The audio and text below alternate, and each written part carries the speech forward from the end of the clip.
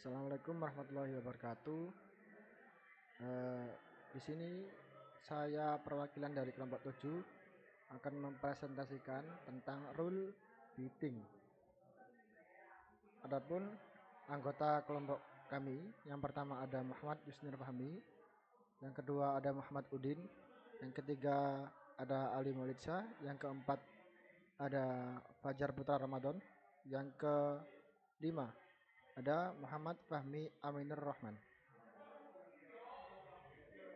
Yang pertama, rule beating atau pemukulan aturan. Menurut Donella H. Meadows, aturan yang mengatur suatu sistem dapat menyebabkan perilaku yang menyimpang dari aturan yang memberikan kesan mematuhi aturan atau mencapai tujuan. Namun sebenarnya hal tersebut mendistorsi sistem itu sendiri. Dimanapun ada aturan, pasti ada pelanggaran aturan. Pelanggaran aturan berarti tindakan mengelak untuk menghindari maksud dari aturan suatu sistem. Yang kedua, ada contoh pelanggaran aturan dalam rule beating. Yang pertama, departemen-departemen di pemerintahan, universitas, dan perusahaan sering melakukan pembelanjaan yang sia-sia di akhir tahun hanya untuk membuang-buang uang. Karena jika mereka tidak membelanjakan seluruh anggarannya di tahun ini, maka alokasi anggarannya yang lebih sedikit di tahun depan. Yang selanjutnya, undang-undang spesies terancam punah. Di Amerika Serikat membatasi pengembangan lahan di mana ada spesies yang terancam punah di habitatnya. Beberapa pemilik tanah ketika mengetahui bahwa properti mereka mengandung spesies yang terancam punah dengan sengaja memburu atau meracuninya sehingga lahan tersebut dapat dikembangkan. Yang ketiga, pembahasan masalah. Perhatikan bahwa pemukulan aturan menghasilkan tampilan aturan yang diikuti.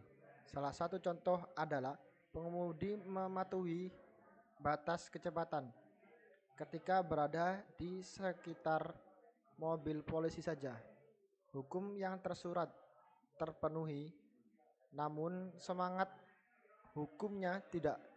Hal ini merupakan peringatan mengenai perlunya merancang undang-undang dengan mempertimbangkan keseluruhan sistem, termasuk kemungkinan-kemungkinan mengelak yang dapat diatur sendiri.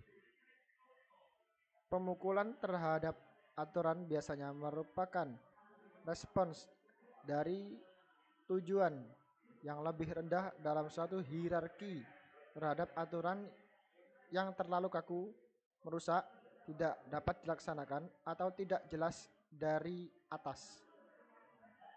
Yang keempat, respons umum terhadap pelanggaran aturan, yaitu dengan mencoba menghentikan respons yang mengatur diri sendiri dengan memperkuat peraturan atau penenggaknya, biasanya menimbulkan distorsi sistem yang lebih besar. Itu adalah jalan yang lebih jauh ke dalam perangkap. Yang kelima, ada jalan keluar. Dengan memahami pemukulan aturan sebagai umpan balik yang berguna dan merevisi, memperbaiki, membatalkan, atau menjelaskan aturan dengan lebih baik. Merancang peraturan dengan lebih baik berarti memperkirakan sejauh mungkin dampak peraturan terhadap subsistem, termasuk setiap pelanggaran peraturan yang mungkin mereka lakukan, dan menyusun peraturan untuk mengubah kemampuan sistem yang mengatur dirinya sendiri ke arah yang positif. Nah, sekian presentasi dari kelompok 7. Saya sebagai perwakilan mengucapkan banyak-banyak terima kasih dan meminta maaf jika ada salah kata. Saya akhiri. Assalamualaikum warahmatullahi wabarakatuh.